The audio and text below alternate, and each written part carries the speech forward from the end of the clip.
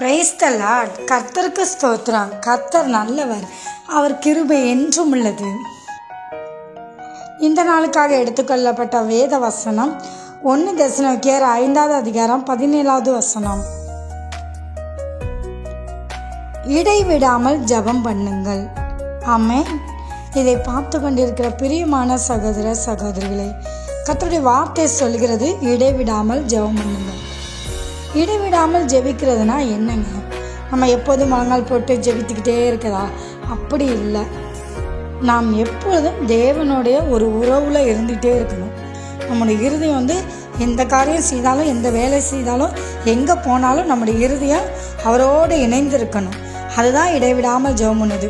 இப்போ ஒரு இடத்துக்கு போகிறீங்க, ஏசப்பா நான் இங்கே போகிறேன், நீங்கள் என்னை பாதுகாத்துக்கணும், அவ்வளோதான். இந்த வேலையை செய்கிறேன், இதை ஆசிரியங்க பாதுகாத்துக்கணும். அப்படித்தான். இதுதான் ஒரு இடைவிடாமல் ஜெபிக்கிறது.